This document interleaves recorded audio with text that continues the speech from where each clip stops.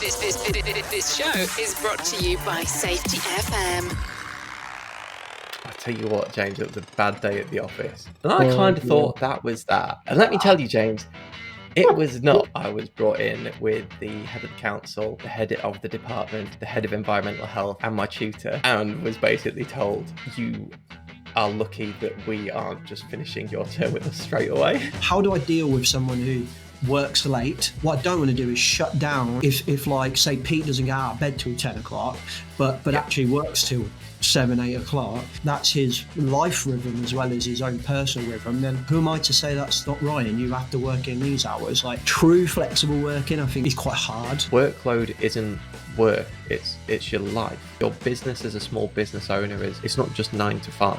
I genuinely believe the greatest skill that any safety professional can have is reflection. But if we don't reflect on our actions to be the best versions of ourselves, I don't think we're doing the profession justice. Reflection and recognition of not only who we are professionally, but who we are personally. And I tell you what, James, I absolutely love all the conversations that we have, because they're the most respectful that I think I've ever had in a career. And it's because of how much I feel that we take the time to understand each other as bringing our whole selves to work. 2 or 3 weeks without an ops meeting, systematically going through everything and going, how are they? What are we doing? How are they? What are we doing? Where are we there? In my head, that immediately becomes we are overwhelmed and we are struggling and everything is shit and we are failing left, right and centre because it's an unknown. Exactly, to vocalise problems. I fucked up, this is not working, we're going to readjust. When we look at who we are from a safety professional's point of view, we work in uncertainty to a degree. Yeah. If we didn't have uncertainty, then we wouldn't have a workers imagined versus workers done debate. It would just be work.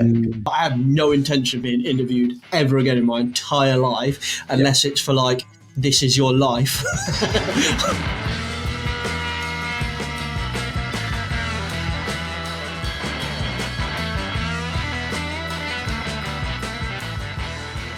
Should we do the trumpet?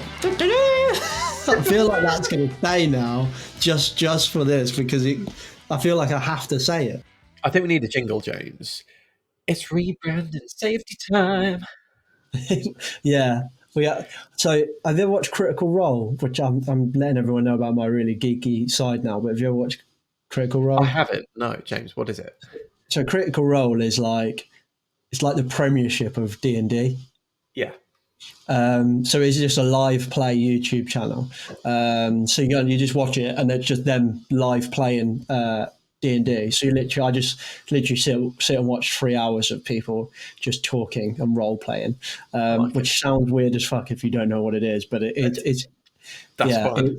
Anyway, so they have an amazing like jingle new thing that they'd all sung themselves, because they're all voice actors, so that's why they're the Premiership, because they're all voice actors and they're all geeks. So do you know Ashley, I can't remember her name now, Ashley something. So do you ever play Last of Us?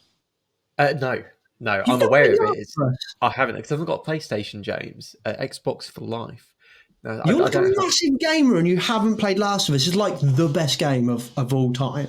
It wins awards all the time for not being the best game. I'm just going to wait for the TV show to come out with Pedro Pascal, and then that'll be fine. I'll live vicariously through the TV show. Have you watched the show, the TV show? No, I actually didn't know the TV show. Oh my fucking God. Right. Okay. Anyway, so she's in the TV show, but in the game, she is the voice of the girl, of the young girl in it. And I'm not going to give any spoilers. Just you need to play that game, right? Anyway, you played PC, don't you? Yeah. You can get it on PC, I'm pretty sure. James, I'm feeling slightly judged here. I am judging you. This is like the best game in the world. You're a massive gamer and you've not played Last of Us. Like, I genuinely am considering putting this on your performance review. I was going to say, you're saying that. I can just see my exceeding expectations just dropping down. It's just going down. Adequate. So let's set you some targets for next quarter. Gotcha. Targets for next quarter: play Last of Us 1 and then play Last of Us 2. I look forward to filling in my CPD reflective statement for playing The Last of Us games. That'll be fun. What have you learned from that? Anyway, so they're all professional. They're all professional voice actors. If you've Yeah, watched anime, played games, their voice has probably been in that game. sure. All of them. So they're all professional voice actors. Most of them can sing as well. So they sung their own like beginning, whatever you call it, like I love intro. it.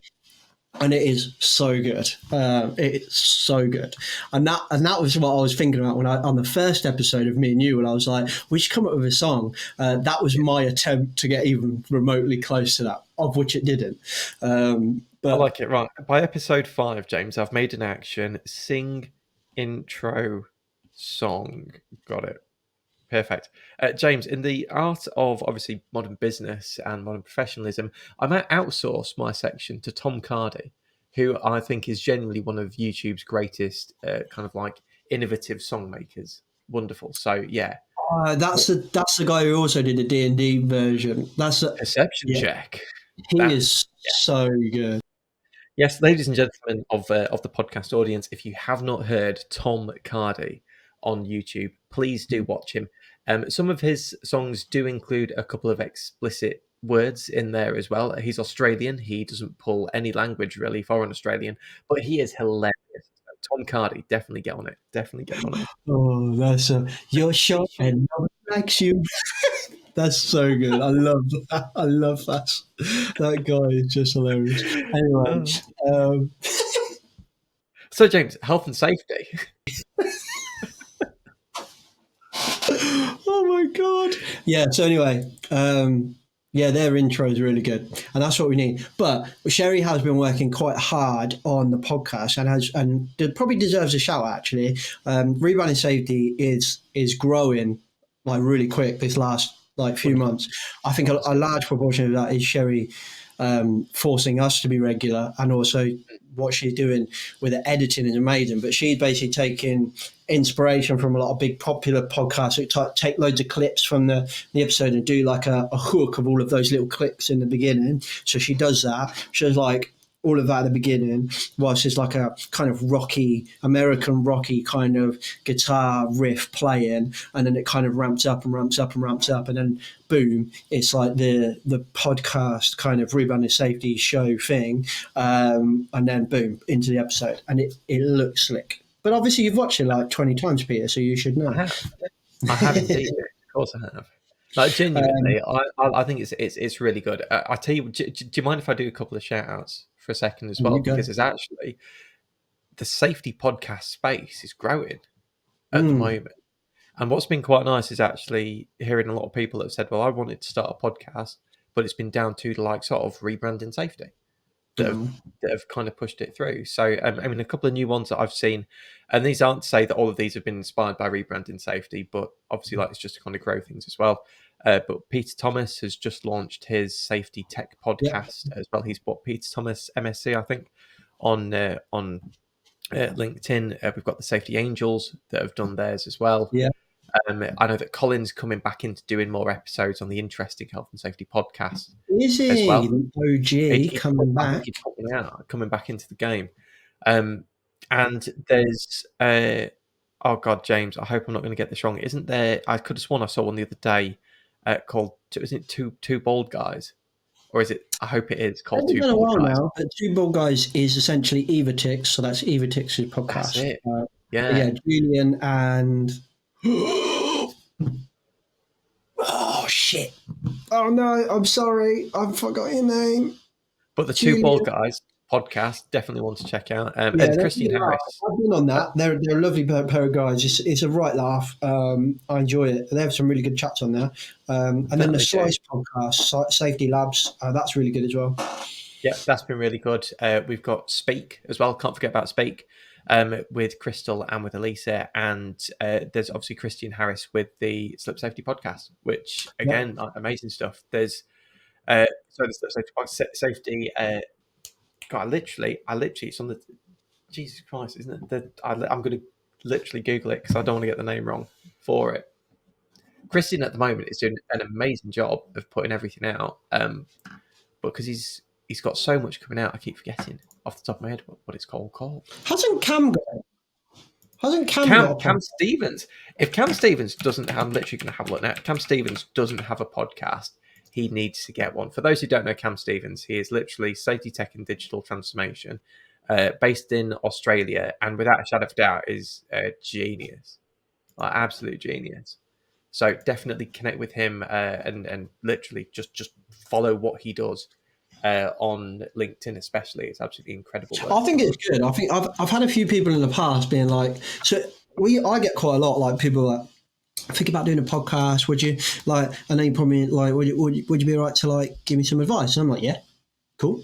I quite enjoy it, like talking about like the journey of rebranding safety. Like I know everyone's probably heard me talk about it too much, and they roll their eyes. But and some people will kind of say, "Oh, you know, they're your competition. Do you really want to get more people?" Like the more people podcasting, the better it is for people that podcast, because it more the audience grows because the content producers grow, which tells all the systems and the analytics and that, hang on, there's something going on here. We should send more people over there. So it's just good for everyone, right? Absolutely. I would say it's not easy work. Would be the only thing I would say.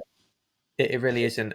So, like for example, I mentioned before about Christian's podcast, the Safety and Risk Success podcast. Again, it's really nice to see that we've got so many podcasts associated with so many different elements of safety. Like, for example, Peter Thomas's is kind of much more focused on the safety tech side. You've got the Safety Angels that was doing kind of like, I know that their intention at the start is to kind of say, we'll take a look at individual topics and kind of just go through those from that point of view. Obviously, we've done a huge amount of podcasts now in rebranding safety from loads of different topic areas, James. It's wonderful that we're seeing such diversity come through in the profession. Like, absolutely is. It does raise, though, quite a nice topic for us to talk about today, which is something that, again, it's no reflection on any of the podcasts that we've just spoken about before, or any one of these individuals on LinkedIn.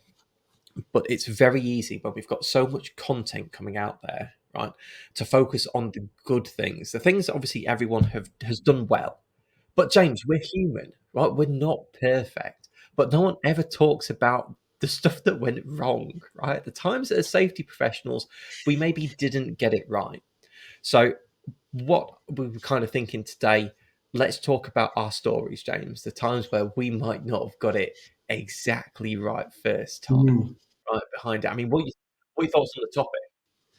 Yeah, I think it's a great idea. Like, shout out to you for coming up with the idea. And I think as well, like we've been interviewing a lot over the last couple of weeks for a new consultant within Risk Fluent, and we've been kind of asking those questions. And kind of when you said, "What about this for an idea?" and using the questions that we use in the interview to frame the podcast, I was kind of like, oh, so that's a fucking banging idea. What are we like grilling all these people about? Oh, so tell me a time you did this, tell me a time you did it. And like just sitting there all privileged, like not having to answer these questions, especially me. Like I have no intention of being interviewed ever again in my entire life, unless it's for like, this is your life or something stupid.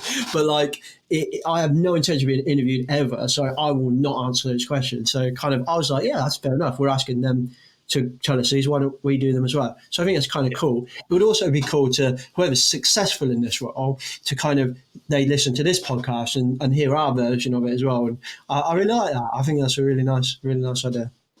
No, perfect. And now I'm going to preface this for a second, right? So obviously we've been doing interviews type of thing. There's a classic interview answer technique called STAR, which is STARR. So it's situation, task, action, results, reflection. So basically, what was the situation that you're in? What was the task that needed to be accomplished? What actions did you individually take or take as part of a group? What were the results of those actions relative to the task and the situation? How did you reflect on it? Now, we're not going to kind of like go through a pitch perfect STAR response, right? This is really just about us telling some stories behind things. So if you are thinking, oh, I'm going to get to hear an interview, like a fake interview for a job with James and Pete. No, you're not about to. You're about to hear, though. That would be a good video, actually, I think. It could be a good video, but not for right now, James, because I'll be honest with you, I'm getting sweaty palms at the idea. And because I can say no, I'm saying no, James. I don't want to do it. Like, you interview me, you're a good interviewer, I'm shit. I just get too into the conversation. James. But you're good at it. You're like, question. You're like, Have you ever watched? Have you ever watched Star Trek? I have. I'll be honest with you. I'm a massive Trekkie. Yeah, Are I have. you? James, I grew up on the next. For those of you of a certain age, you might remember that BBC Two used to do The Simpsons at 6 o'clock, and then it used to follow it with Star Trek: The Next Generation at 6:30. And Nice. genuinely, that was some of the greatest times. Don't get me wrong; they did kind of Voyager and they did Deep Space Nine, but for me, it was always TNG. That was genuinely that is peak Star Trek, like Do absolutely you peak like the Star Trek. new Star Treks? I actually do, right? It takes it in. I tell you what, it takes it in a different direction. Yeah, Star Trek was all about the kind of ideals of exploration without necessarily the limits and the sanctions associated with standard capitalism. Right behind it, it was literally the entire universe is kind of more about exploration, but not exploration through warfare or sort of like military power. In my kind of opinion, that was kind of what I believe that Gene wanted to accomplish with it. New Star Trek kind of retcons that a bit, especially from the first kind of like the first film. It's great action film, it's really good, but I think they've lost a bit of the heart of what Do Star you Trek like the really new used to be Star about. Trek series though?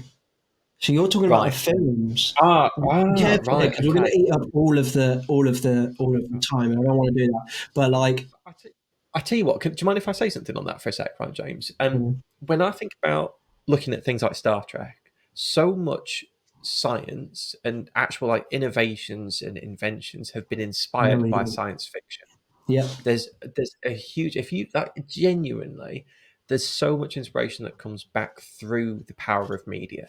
Arthur In some C. respects, Clarke. I think I think Arthur Arthur, C. Clarke science fiction is a precursor for fiction. I think, if I yeah, remember rightly. that's an amazing quote. Amazing Boom! quote. Could not Bang agree the more. quote. I tell you what, when you look at stuff like iRobot, and there's an amazing scene in iRobot, and it's have you ever seen the film iRobot? Oh yeah, First of right in all, my okay, street. right. So the interview scene with Will Smith and Sonny, and you've got Will Smith interviewing the robot to test his humanity, and he basically says, What are you? You know, can you write a masterpiece? Can you draw a masterpiece? Can you write a symphony? Can you do all this and that?" And Sonny turns around to Will and says, "Can you?" And I was like, oh, that's like, oh my god, that is what powerful kind of reflection for a second when you've literally got this kind of like modern dystopia now of AI creating the artwork and humans creating the machines right Do you know behind what it. I Like, love that man, Star Trek do though? Is that everyone portrays the future as dystopian, and I think Star Trek portrays it as hopeful, which yeah, I love. I think it's I'd beautiful. say, I think Star Trek is absolutely gorgeous. I think Star Wars does a bit of that as well, but Star Wars is more focused on the. I think if you get into Star Wars, there's a big story behind it, and I think there's a lot of mm, lessons, but ultimately it is very much about like good versus evil. Whereas Star yeah, Trek is about hope and exploration, which is something beautiful about that. it Anyway, absolutely is. There's a really good point in here just for a second about representation. mm, So genuinely, when we see people that look like us, that sound like us, that kind of we relate to at some level, be it kind of physically, be it mentally, be it whatever it's going to be as part of that, we feel represented from that point of view. I genuinely think that one of the big issues, perhaps, with modern health and safety is that in such a contemporary world of mass media information, this huge sort of like TV, internet, video culture, is there enough representation of health and safety as we want to see it in media? And I'll be honest with you, James, I don't think there is. I think that mm, if we look at science fiction as a precursor to fiction, every single time we see health and safety portrayed on like actual like media and on fictional media, it's the clipboard warrior, it's the barrier, it's the no. mm, yeah. And that's a Do you know? massive I think when I public think about, perception. I think this is probably a separate conversation, and then we might just fucking double down on this and talk about the interview thing. And the other thing. But I think that how safety can be portrayed in media is Mm. by portraying work as should be. So a really good example. Did you watch The Rig on Amazon? Was it Amazon No, is Prime or was it is that Netflix? that wasn't the Deepwater Horizon No, one, it's was it called The with Rig. Like Mark a Wahlberg? series, like a sci-fi thing, but it's all based on an oil rig. No, I haven't. Does that have the guy from oh god, what's it? The BBC police Yeah, drama with yeah, Mary yeah. Joseph and the Wee Donkey. The copper one. Yeah, yeah. Yes. Yeah, gotcha. So that guy. Anyway, so in there, I can't remember what is it. I think he's climbing up a ladder on a rig, a fixed vertical ladder on a rig, and he's got his harness on and a lanyard. Now, if you're doing that, anyone kind of works at, you have twin lanyards, right? So you're never not attached, right? So if I remember rightly, he only has a single lanyard. So he goes up, takes his lanyard off, puts it up, goes up, takes his lanyard off. So the point where he takes the hook off the lanyard off the ladder and moves it up, he's not attached. So if at any of that point a bird or whatever goes up, which actually happens, so that's not a spoiler, but somebody, well, it is, but it's like a minor one, right? So somebody falls off, and I was like, wouldn't happen if you had twin lanyards. But like for me, it's like that's standard on a rig. Like that's standard anywhere that you climb any more than like a general ladder, right? It's standard at Go 8, James. Exactly. So right, that standard like climbing is twin lanyards. For me, if they'd have done twin lanyards there, that is a successful portrayal of safety. That's what portrayal, not betrayal. Portrayal. The current one is a betrayal of safety. but if they did it properly, for me, that is a good portrayal of safety. Is just proper work with successful risk management. And there is another scene where he purposely disconnects to like go and save someone or something. I can't remember what he does. For me, that's irrelevant. That's part of the danger, is showing that they're taking a risk. That's not what I'm talking about. I'm talking about the normal climbing of a ladder that he does in like two scenes. That for me is like, let's do that properly. Let's do that how it should be. Because if you were talking about historical reflection, you would put so much work into like what would the outfits actually look like in medieval England and stuff. But like, why don't you do the same for like, what does work actually look like on a rig? Let's have a look at that. Yeah, for me, that's good safety. I totally agree. I don't know if you follow him on LinkedIn, but there's a really good guy to follow called Andy Harris, and I don't know if you've followed him at the moment. Was it MSS Safety? I'm trying to get him on the podcast for ages. We just can't seem to get it at the moment. Incredible. So for those who don't know Andy, I've not met Andy personally. I've just literally followed him on LinkedIn because I was like, wow, holy cow, you look interested. But he does a lot of motorsport safety and film safety with vehicles in. So just genuinely follow him on LinkedIn, have a look at some of the stuff he does.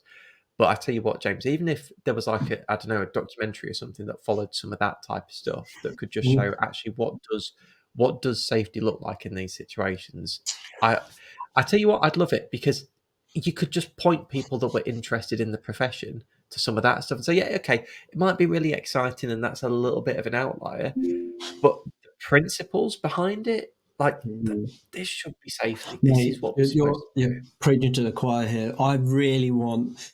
So I pitched this to somebody once, and I never got it off the road. But I would love, if I had the time and resources to do it, Rebranding Safety, to do a YouTube version of like what used to be like seconds to disaster and stuff like that, where we really just get into stuff that's gone wrong, but then also like a spin-off series of that is like just real work. So can we just go and look at work and like I would fucking love to pitch to Netflix one day. Can you make a series called Rebranding Safety, where genuinely we just go out to some of like the most boring workplaces and some of the most exciting, dangerous workplaces, and let's fucking talk about what real safety is, like real risk management. That for me, I think a lot of people would really enjoy that. As a TV show. I totally like it, James. I mean, what you've heard of Inside the Factory, right? Yeah. We could do that. Wow. Right, wow. We could do that. We could do that way better for safety, James. Right. Okay, Ruth, sure. If you're listening, Zoe, if you're listening, hit us up. We're there. We're ready. Literally, come see us. We're here for this 100%. Yeah. Let's do it. Yeah, for sure. Anyway, right, come on. Let's go. We are well over. We've been chatting. Right, okay. People are going to be like, are you actually going to fucking talk about safety at some point in this podcast? Right. Let me bring it back then, James. Let me bring it back. So, as James had said, we've been doing some interviews. We've been going through various bits and pieces. Now, as part of the way that we structure interview questions, we've gone with certain themes that we kind of wanted to talk about. I'm not going to go through all the themes as part of this, James, but literally to pick out a couple that we might want to tell some stories about. Okay, so we've got communication and relationships, workload and organisation, setting direction, decision-making, delivering sustainable results or KPIs, leadership and management, and training and development. So these are kind of like, those are like the topic areas, not the questions, it's just the topic areas that we've got questions within. So I'm curious, James, have you got any stories, right, that you want to share? I mean, can we start from the top, if that's all right? No, I'm going to say I've got one ready to go, but it's All right, not. go for it. Not on top of the list. What topic area does it cover? I think it would sit mostly in set and direction. I can't specifically remember the question in set and direction, but I can tell you the question for set and direction if you want.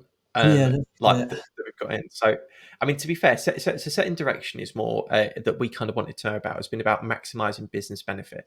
So the question in this case was, tell me about a time when you refined plans to maximize business benefit. What was the context and what was delivered? okay, yeah, I can do that. So yeah, great question, Peter. Actually, I can recall one or two times. Actually, that was my interview voice. So no, I'd say, go on. What? Hired straight away, James. Hired. No. I was going to take us off piece again. No, right. So this is actually in Risk Fluent. So we had a customer that approached us about a very specific thing they wanted to do in the business. We were dead excited about it. So what they wanted to do was essentially get us in to help improve their pre-shift briefs. Now, I'm mega passionate about pre-shift briefs. I think they're huge opportunity for risk management. They're a huge opportunity for improving human factors, for error reduction, like influencing behavior. Just it's an absolute gold mine of potential. So I was like, yes, I am here for this. It's gonna be so cool. And then they were like, the next thing I'm really passionate about is utilizing technology to be able to essentially record that conversation and convert that into a document. So we approached Risk Talk, and we were kind of partnering up with this project. Now, we'd kind of planned it all out based on the brief from the single person that we were talking to at the business, had the project, the trial of Risk Talk. We were working really closely with Risk Talk, and we had the training sessions and the workshops all planned out. And we started delivering them. So we started delivering these to the business. I'm not going to give you the context of the customer. Normally, That's probably fine. in an interview, I would, but I won't, just in case. So we went into these sessions, and we started getting some feedback of like just kind of challenges and contextual problems that were going to be like that's not going to work, and people were really nervous, and we're getting this real like just negative nervousness. Like everyone was like, yeah, I get it, and I think this would be really cool, but this. And we always like a but, do you know what I mean, at the end of the conversation. And we weren't getting anywhere, and it was interesting. So I was like, this doesn't make sense. And a couple of people sent us some extra information, like documents and stuff, and I was like, oh, do you know what? We're talking about doing a pre-shift brief here, but actually what we're starting to see now is that there is already a distinct lack of consistency on the pre-shift briefs, but also a distinct lack of consistency on the information that flows into the pre-shift brief, which is vitally important to get a good pre-shift brief. That information flow that goes into it, which gives you the topics, so to speak, or the structure or the framework for the pre-shift brief, it didn't exist. So what I'd gone away and reflected, and essentially what I had to do now was go to the customer and basically say, we had gone into solution mode when we didn't really know the problem. So I had to completely change direction of this project, like halfway in. And I was really nervous, really scared to have it. This was early doors Risk Fluent. I was really scared. It was a big customer for us back then, and has been for a while. And I was like, shit, how are we going to do this? So I just kind of, for lack of a better phrase, kind of pulled my big boy pants on. I just had the phone call and said, I actually want to completely change the scope of the project. And what I want to do is just spend time out in work, understanding work is done, and then produce you guys a project plan and a kind of contextual report on my learnings, and come up with some solutions. And they were like, yeah, that totally makes sense. Let's do it.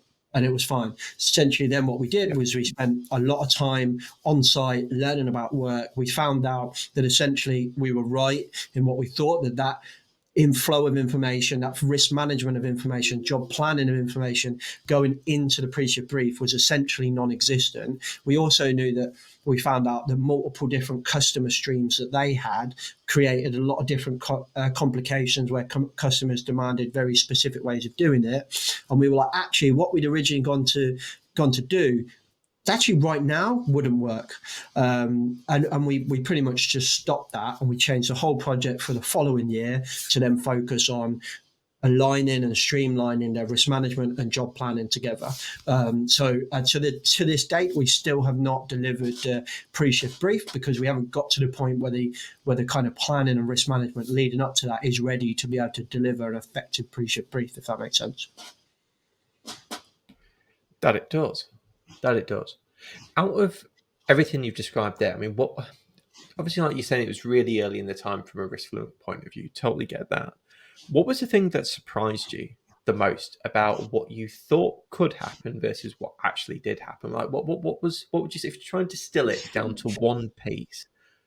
What's the key bit? What was that key turning point when you were like, "Shit, this isn't what I expected"? I think one of the we had one very particularly vocal person in a session who at first I thought was just being a bit of a dick. But then actually what turned out was that he just had a problem with it, and those problems were actually valid. And I was kind of, that was a big key moment that kind of made us stop and reflect. And then the big surprise, if I'm honest, was that I felt like a bit of a hypocrite because I talked about going into solutions mode before understanding the problem on rebranding safety so many times, and like in so many videos and mentoring of other people, I kind of said, make sure you understand the problem, like let's understand the problem. And it was always something I'd always thought I was quite good at. To then kind of see how I was distracted essentially by the eagerness to deliver something I was passionate about. As a big customer, there's a lot of things going on, early doors, we were kind of under pressure to generate some revenue for the business. All of that stuff had massively influenced me, and essentially kind of I had my own kind of workers done, workers imagined moment, I suppose. Yeah.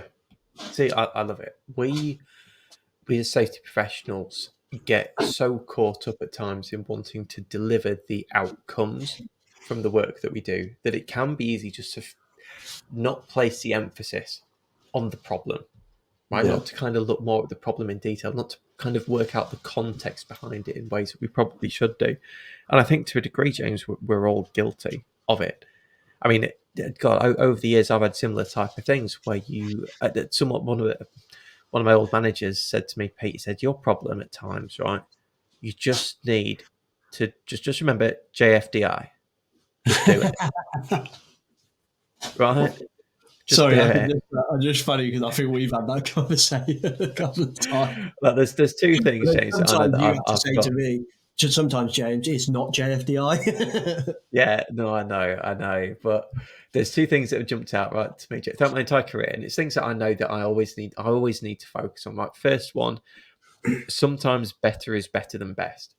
We can strive for perfection, we can strive for the best outcome, but actually the best outcome isn't what's better for the business right now. The business just needs an iterative improvement step to get them a 10% of the way, rather than waiting for 100% solution that means that they're stagnating and they're paralyzed at 0% to start with. And that's always been a key reflection of me through the years. The second one, as you'll be very familiar with, sometimes, James, why say 3 words when 5 words will do? You text me that the other day, I think.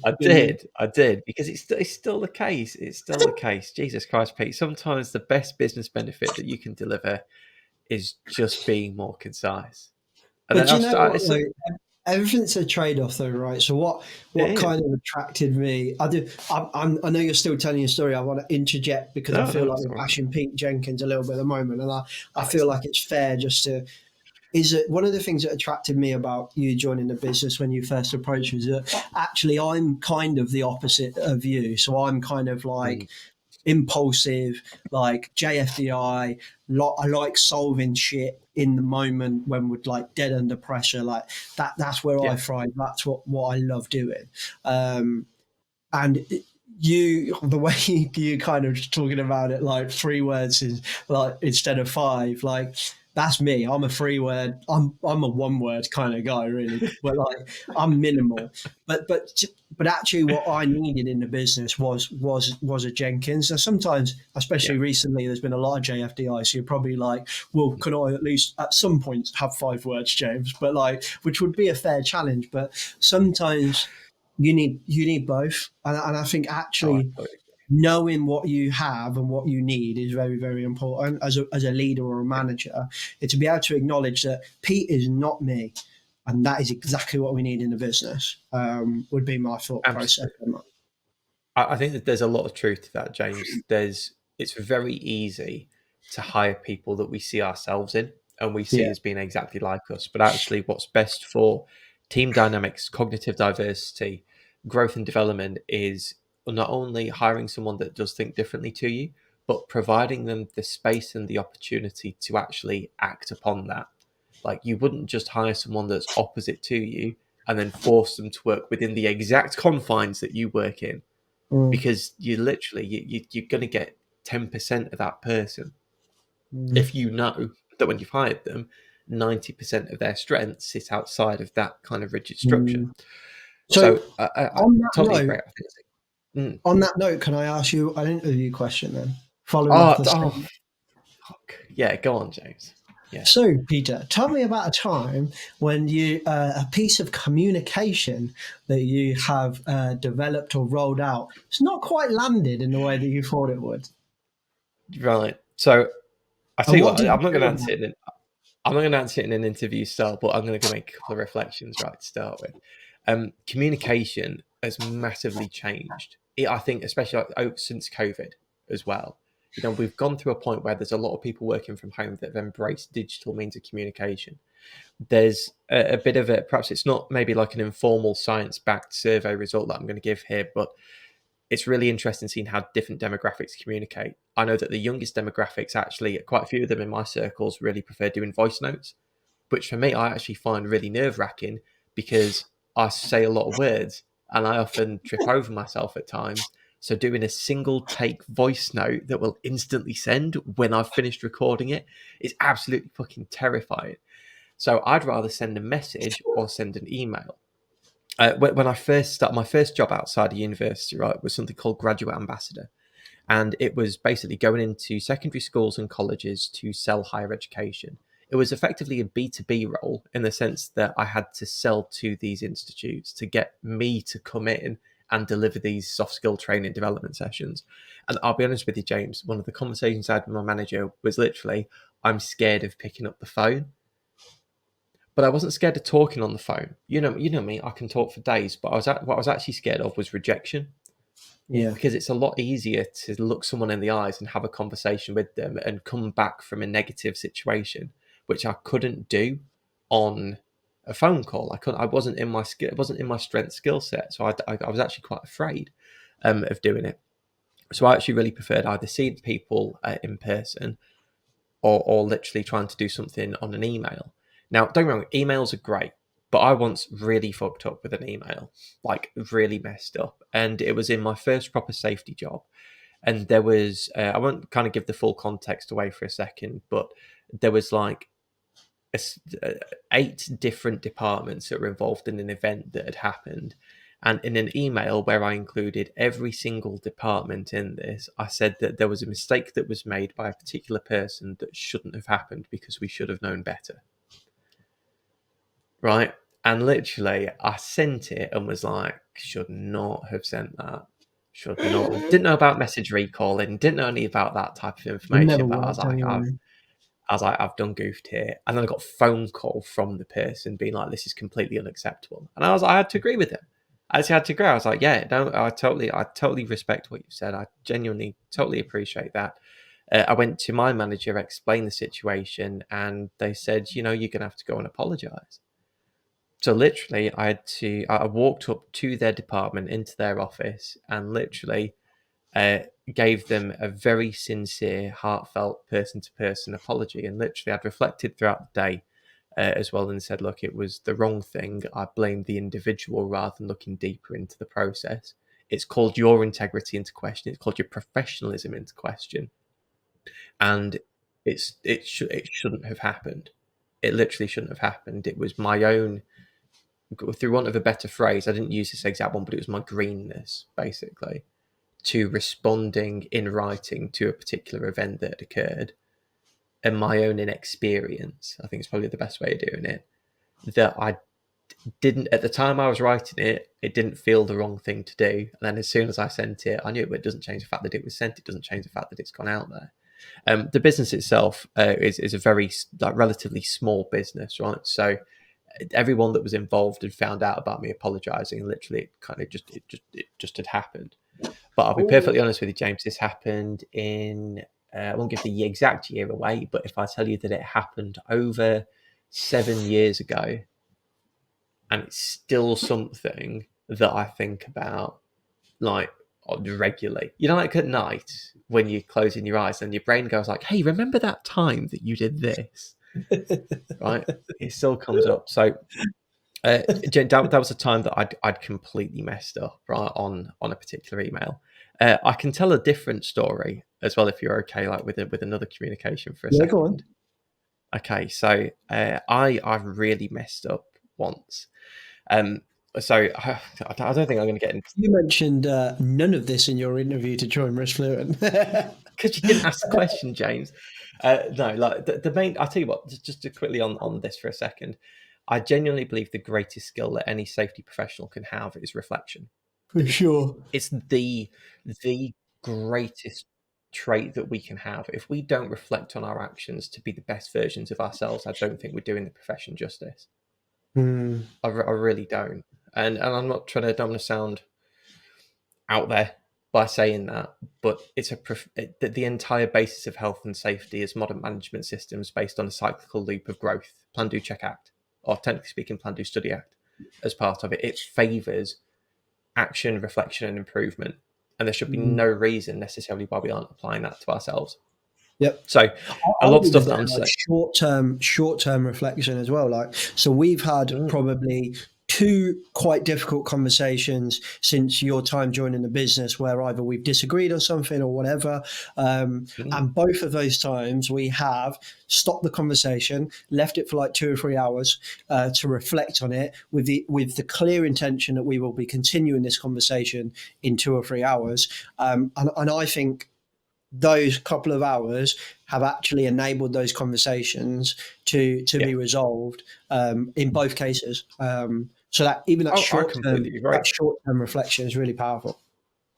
No, I absolutely agree, and I think that there's a couple of things that fit into that. The first one's ownership. First of all, self-awareness, reflection, and recognition of not only who we are professionally, but who we are personally as well. Recognizing any biases that might come into how we actually communicate and the kind of either the methods or the content and the context and the tone, all of this type of stuff that fits into it, and how we dynamically respond in the moment. And I tell you what, James, I absolutely love all the conversations that we have, because it is they're the most respectful that I think I've ever had in a career, and it's because of how much I feel that we take the time to understand each other as bringing our whole selves to work.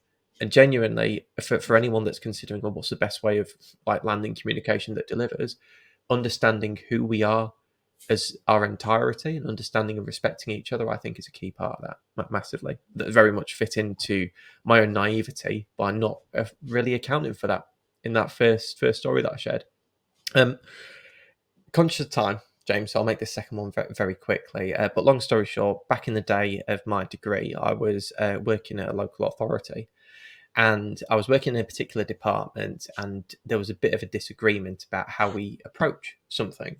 And it was approaching a decision about a particular metric that we would use in relation to a particular business. So the manager at the time of that department said, well, if you don't know, Pete, go find out. So in my head, I thought, okay, well, I know who'll know the correct answer here or can provide some additional guidance. It's the regulator. So I emailed the regulator off my local authority account and said, hey, there's been a bit of a conversation that's gone on here, not too sure on what the best option might be. What do you think? And they sent me quite a nice email back, just being like, yeah, what you've said makes perfect sense. Yeah, but like your approach to it is fine. That's all good. Thank you for your time. Thanks for emailing. And if you've got any questions, drop us a line in the future. And I Oh, kind of thought that was that. And I'll be perfect. And let me tell you, James, it was not it was that. not. Oh shit! It was. So I was I'm like, a oh yeah, I legend, found out. Like, yeah.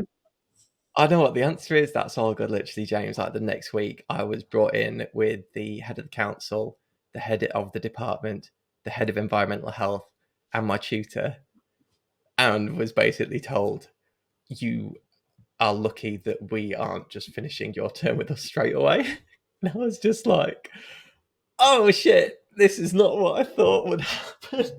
Like at all, literally. Honestly, James, I've never wanted to crawl so much Why into were a they? hole. Why? So, I'm confused. so perhaps with a little bit of context, what I didn't appreciate and was kind of explained to me is that obviously from a regulator point of view, there's always the desire to see unification of thought process and unification of agreement Mhm. from that point of view, and of course, someone within a team off an official email address basically stating there is not unification, there is discord, or perhaps inferred to be discord or disagreement, does not lend itself well to having a unified approach to setting metrics across a particular local authority area.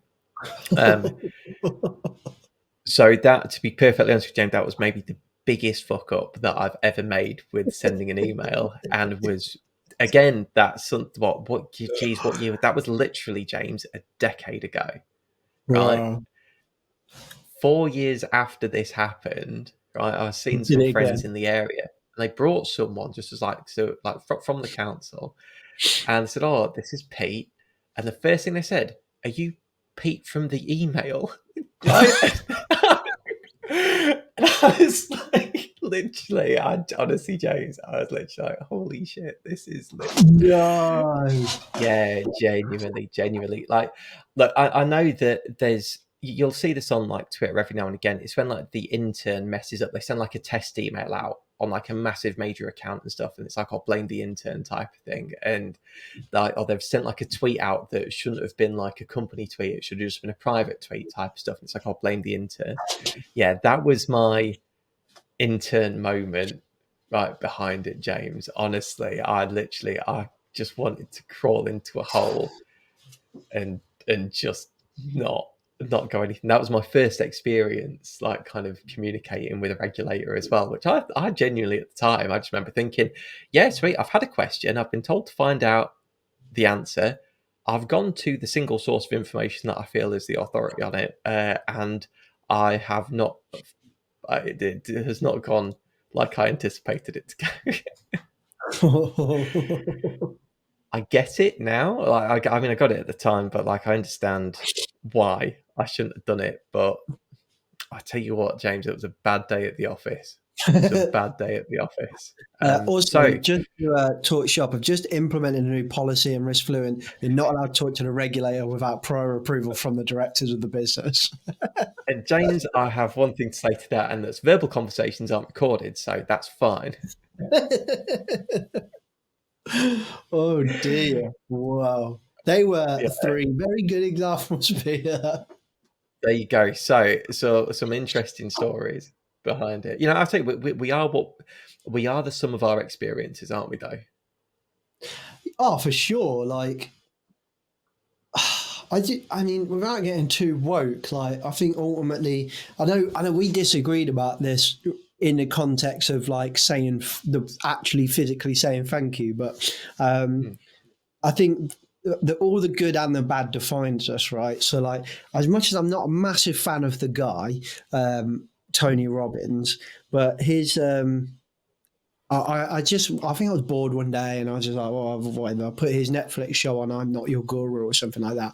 And I watched it and I was like, oh. And there's one bit in here where he said, like, do you are you proud of what you've achieved? And this woman was like, yeah. And basically, with slight context, she has a terrible relationship with her dad being a nasty person or whatever, and a really good relationship with her mum. And she said, do you thank your mum for getting you to where you are? And she was like, yeah, of course I do. And he was like, do you thank your dad for getting you to where you are? She was like, no, why would I? He's an absolute arsehole. And he was like, well, because the bad defines you as much as the good. Now, I've got not a great relationship with my dad either, so that kind of hit home for me personally.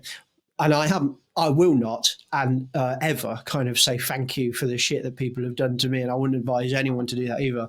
I am not your guru and I am not your therapist. Please don't take my advice. But the philosophy of it, I think I've taken away a lot. Like in the shit that happens to us just as much defines us. And if we're proud of ourselves as to where we are, then ultimately those fuck ups you've had in the past are a good thing. And then I suppose the only other philosophy that I would probably apply to that is that I use this with our consulting customers a lot of the time. Everything's a trade-off, right? Everything's a trade-off. Everything you do is a trade-off. If you're doing so, if I'm a good businessman, I'm probably not a great father that week. If I'm a great father that week, I'm probably not a good businessman that week. And there's a really good example of an actress, a famous actress. I can't remember who she says that. Like, you know, think if you think I'm amazing for winning this award, that's like 3 football games that I haven't gone to watch my daughter at or something like that. I can't remember what it was. But everything's a trade-off, right? So ultimately, if you like the good in you, the bad is just the cost of the good in a way. So like everything's a trade-off. We can't be perfect. So those things are important, and they define us just as much. Equally, like to that point of like the difference between you and I am not a details guy. Like I don't like details. I don't have time for it. I have to try really, really fucking, like the other day I had to read an entire fire strategy. And the amount of concentration that took from me, it was like nobody fucking talked to me. Phone goes on like not disturb and all of this stuff. But to be able to do what I do, it's good that I'm not a details guy. But I need to acknowledge that and have someone that like you that is a details guy and fills that void. So everything's a trade-off. Again, I actually think that's a really good example. We have a topic theme that we said before about workload and organisation, right? And one of the questions that we ask is, how do you manage your workload? Don't answer that question. No, but the thing is, though, is that you kind of answered it, right, as part of it. I mean, like we were kind of saying before, we bring our whole selves to work. When you're working in a small business, when you're a small business owner, as you've just said there, workload isn't work, it's your life. Like your business as a small business owner is managing, especially if there's consultants listening to this as well. It's not just 9 to 5, right, behind stuff. And it very much sounds, James, that actually when you are leading a business, it's less about time management in isolation as much as it's about energy management and time management at the same time. Yeah, that's a good way to put it.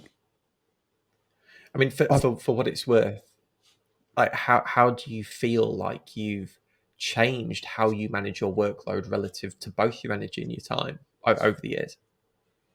I think when we just recently did a new website, I added a new value to our was it a principle? Well, that's not good, is it? I think it's a principle. Like I added a new principle to our kind of framework, which was we vocalize problems, and that was very much on reflection of myself. So something we've been unsuccessfully trying to get really working in the business is regular like meetings where we go through everything. So just how I manage that stuff is that if it's not like kind of so for example, if I go like say a month, let's say not even a month, like 2 or 3 weeks without an ops meeting, without systematically going through everything and going, how are they? What are we doing? How are they? What are we doing? Where are we there? What's this? What's it? I'm going through it. To me, in my head, that immediately becomes we are overwhelmed and we are struggling and everything is shit and we are failing left, right, and center because it's an unknown. So for me, it's just make everything as much as possible known. And if it's a problem, it doesn't matter because you know about it and you can deal with that And whether you prioritize to deal with it now or later, it doesn't matter. It doesn't really matter, providing that it's known. That's how I deal with a lot of this stuff. Like, and we were talking about kind of dealing with personal problems prior to this. And for me, I probably, the way I was describing it to you earlier, could be quite cold, but like, if you're going through things and you're quite anxious about things that are coming up, for me, it's kind of like, but it's an unknown right now, but we know that we know that it's potentially something, and we're going through the process to deal with that. So when it becomes the next bit of information, just becomes another known. It's the same in the business and how I manage all of that stuff. If it's unknown, I know it's unknown and it sits there, but it sits in my head probably a lot more. When they're known, it kind of dealt with. So for me, it's just vocalizing stuff, getting it out, getting it somewhere where you can just look at it and go, oh, okay, yeah, I can see that now. It's not great, but at least I fucking know about it. If I know about it, I can do something. And does do you that know for what it's worth? answer the question? Not sure. It does, but it actually quite nicely links back to the first thematic area that we were kind of talking about on setting direction, which is understanding the problem and defining context to deliver the solution that ultimately achieves good outcomes. What you're talking about then through identifying workload and prioritization, through identifying knowns and compartmentalizing unknowns, helps with setting direction fundamentally through and through. So again, I know that you kind of shared a story in setting direction at what you were like early on in Risk Fluent, but I actually think that the answer that you've now given about workload and prioritization shows how much you've grown through that time period. And I think that when we look at who we are from a safety professional's point of view, we work in uncertainty to a degree.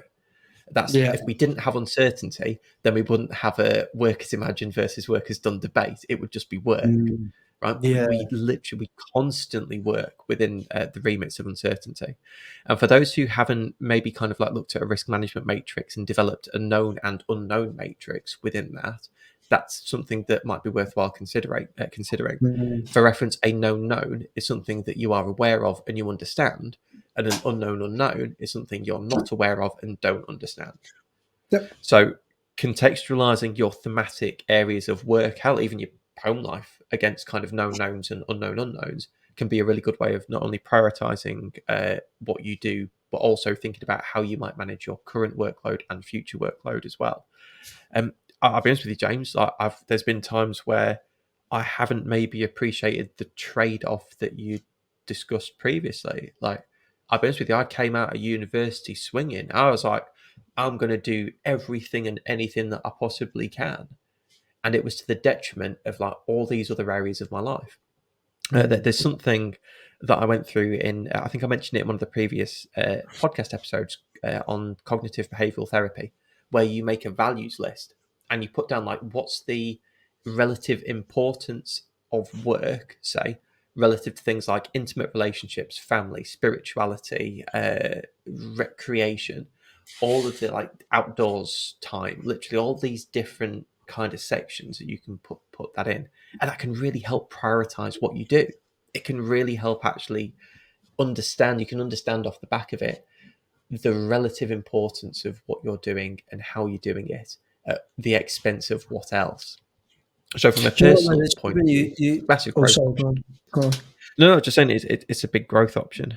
There is just one slight kind of different bit, but it is related to workload and prioritization that I'd like to share, if that's okay.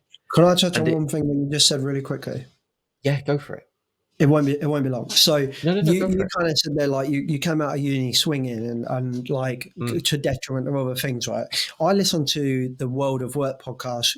I haven't listened to a while actually, but I used to live on that podcast. It's a very good podcast. I'll link it below. And their website is really good as well. Loads of resources. And I actually went on it and did an episode. So that was kind of a big moment for me because they were like a huge influence on my career. So when I think I dropped her a message and said like, hey, I just want to say like, you have defined my entire career. Like, I love what you do. She was like, hey, you want to come on the podcast? So I was like, oh, and then, but anyway, where was I going with this? I've got distracted. So Jane, who's on that podcast, there's one where she says, and I'm going to butcher what she said, but essentially she kind of said, it's the choice doesn't matter. It's the effort after the choice. So we all get hung up on the choice. Is this the right choice or the wrong choice? There is no right or wrong choice. It's a choice. So you make the choice based on the information you have and the gut feeling and all of that stuff, right? And you make a decision. You'll never know whether it's right or wrong, providing you put the fucking effort in afterwards to make it right. So it's not the choice that matters, it's the effort after it that matters. And I kept that with me for a very long time. We have to make a choice. Let's do a bit of work to try and understand the context. Let's get the information, right? And another kind of add-on, bolt-on to that point, I never really got on with the book Chimp Paradox. Like I got the principle, but I thought the book was a bit overcomplicated. But I did listen to a podcast interview of him on Ali Abdaal's podcast. So the guy that wrote the book was on there. Yeah. And he said, I thought that was more powerful than the book, but maybe that's just my way of learning. I learn a lot more from conversations, so it just made sense. But anyway, he said in there, most people make decisions which are emotion-led, informed by facts. We should make decisions that are facts-led, informed by emotion. So if we combine those two things together, right, in the moment you have a choice to make. No, it's not right or wrong. And then you gather the facts, you listen to your emotion, and you make a decision. And then the effort afterwards makes it the right decision. So then looking backwards, you can then reflect on that and go, what would I change? There's still not a right or wrong decision. It's just a reflection. So therefore, it just becomes more facts that influence the next decision. So therefore, you can look back on all of your shit in the past and say, none of it was a wrong decision. It was just a decision. And I kept both of those with me for a very, very long time. I love that. Gather facts, listen to emotions, make decisions. Yeah. And then the effort after it to make it right. Yeah. Effort after. But then I suppose you could then go like, you don't want to have cognitive dissonance where you're just not listening. Like, don't be afraid to make another choice where you go, it wasn't right and I need to change it. Like, just fucking then make that choice. So don't be, I don't know. I signed up to this gym because I thought it was a right gym and it turned out to be wrong. But I convince my partner that it was the right one, so I'm just going to keep fucking going or whatever. Acknowledge that there's new facts now. You've gone to that gym, new facts are changing that decision, so make another decision, adjust, and effort. Exactly. Don't tie yourself to a 5-year safety plan if 3 years in it's not working like you intended to, and you're going to keep going. Exactly. If it's not working, make the change. Exactly, vocalize problems. I fucked up. This is not working. We're going to readjust because I think it will work. So I think there's a lot there in what we said, but I pretty much use all of those philosophies to guide my life. I love it, and I think that having that type of philosophy is really strong. I have a similar one, James, but it's by nowhere near as academic. Are you familiar with the Batman films with Christian Bale? Yes. Right. Which ones? The ones with Christian Bale as Batman. Yes. Oh, yeah. Right. Not the good ones, not the classics. But no, James, we'll park that. Let's put that on the car park for conversation. Let's put that in the Star Wars and Batman conversation. That we will, right? There's a scene in where Bruce is on the floor and he's getting picked up by Alfred, and it's quite like a high intensity. Why do we fall, Bruce? Yes. Why do we fall, Bruce? Yeah. Got to learn how to pick ourselves up again. Yeah. So, not to be a geek, but that's not from the films. What? That's from the original comics. But it's in the films, though, isn't it? Yes, but it's but if we're going to say where it's from, let's get it correct. Okay, let's get the reference correct, Peter Jenkins. I'm not a details guy unless we're talking about geeky shit. In which case, let's get the detail. Right. You are detailed orientated. I see where your energy lies, James. I see where it lies. That is from the original comics, but yes, you're right. Why do we fall, Bruce? Why do we fall, Bruce, if not to pick ourselves up again? It's a beautiful line. I love it. I kept it with me ever since I'd seen it because it is literally, it's never about the thing that's gone wrong. The thing that goes wrong doesn't define us. It's about our actions, it's about our reflections, and it's about the effort that we put in afterward. Yeah. Combine that with this phrase, and I've mentioned this to you before now. People have great ideas every day, but it's the execution that counts. Yeah. Yeah. And there's a lot that fits in there with ownership. There's a lot that fits in there, like we're saying, about reflection, recognizing when things aren't working, adapting, pivoting, taking it in a different direction, identifying that if we don't know, for example, in the context of the known and unknowns, that we can maybe micro experiment to find out, gather the facts, listen to the emotion, use the emotional intelligence that underpins this entire profession, make the decisions and go back at it. I mean, there was a big maybe turning point for me where I kind of thought that I'd got things a bit wrong before as a health and safety professional, because I was always focused on facilitating health and safety work. Like that's kind of like not the work of safety, but like just safety work, right? Literally just safety work. Like Yeah. doing the audits, doing like the near miss hazard reporting, engaging Oh, like in yeah. audits and site reviews and team reviews and stuff like that. And I always thought that was about time management.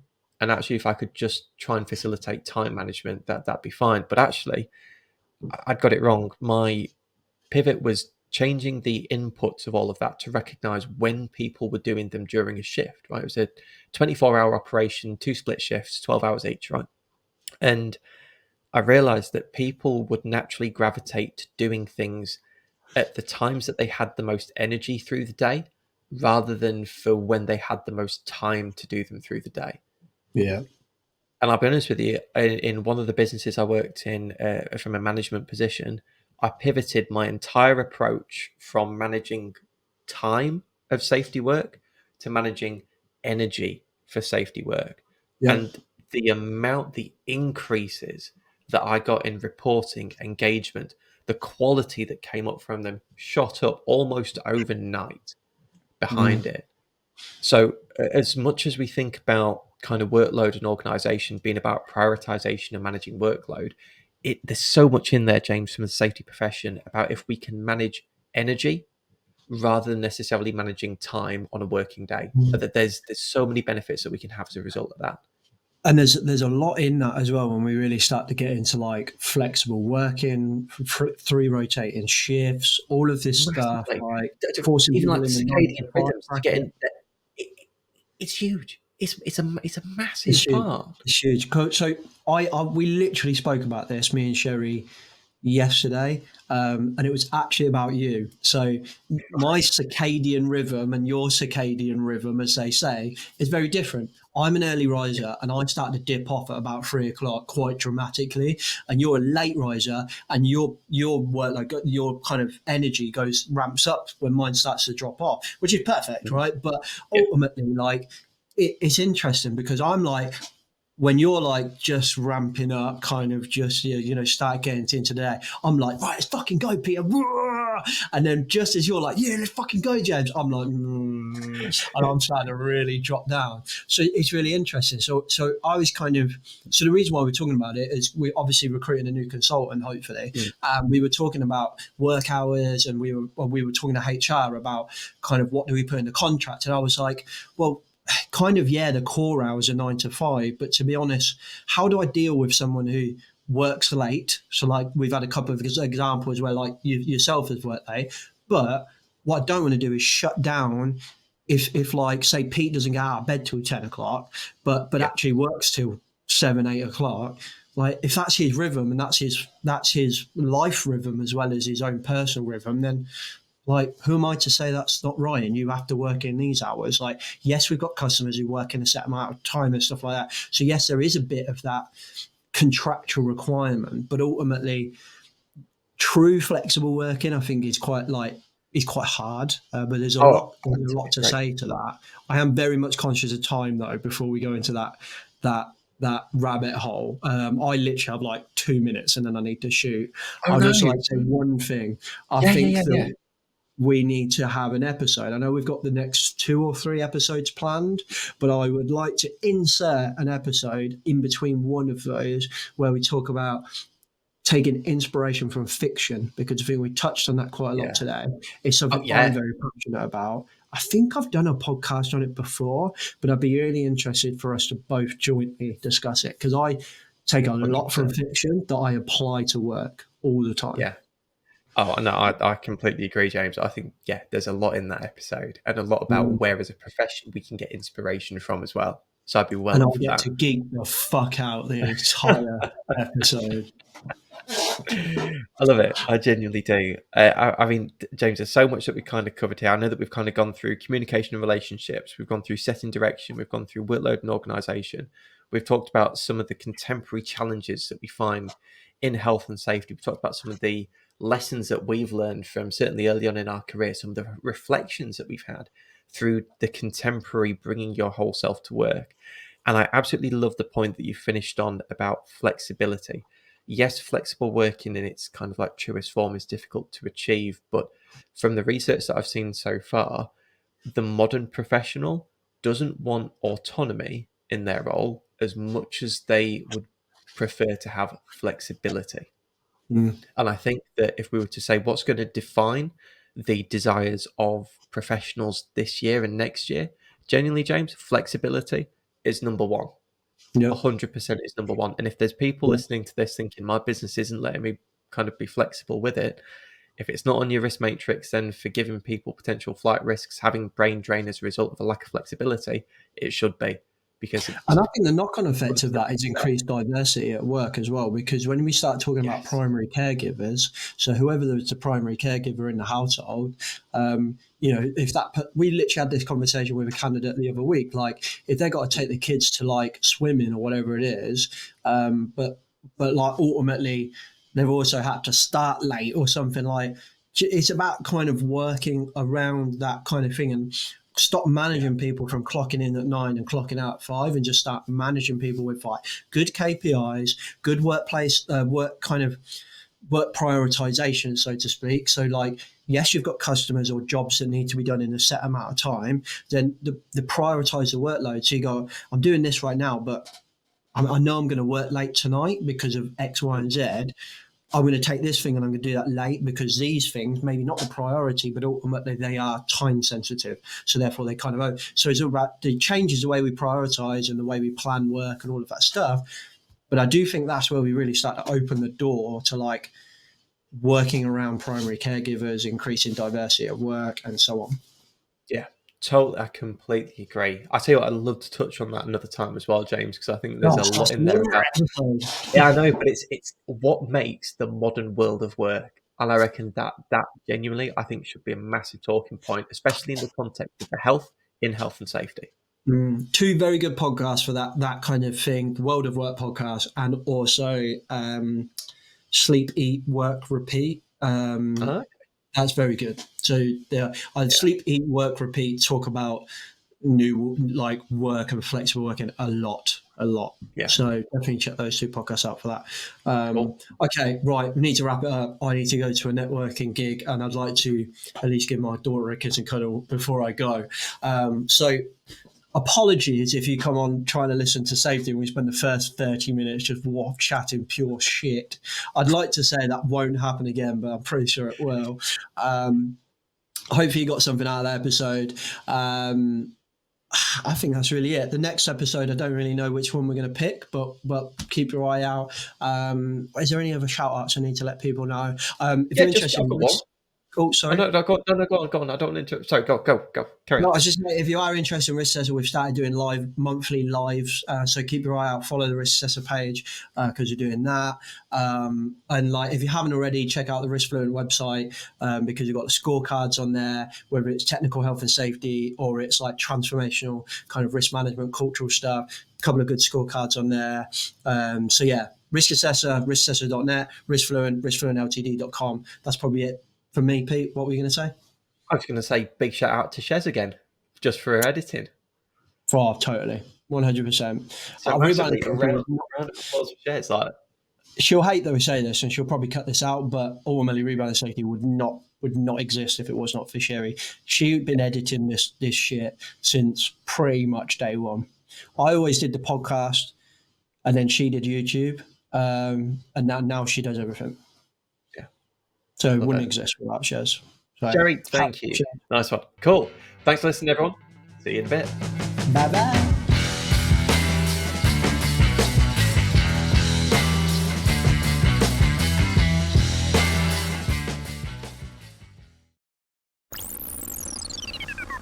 The views and opinions expressed in this podcast are those of the host and its guest and do not necessarily reflect the position of the companies. Examples of analysis discussed within this podcast are examples only based on limited and dated open source information and should not be utilised in real life as the only solution available. Assumptions made within this analysis are not reflective of the position of the companies. No part of this podcast may be reproduced, stored or transmitted in any form or by any means, mechanical, electronic or otherwise, without prior written permission from James Macpherson.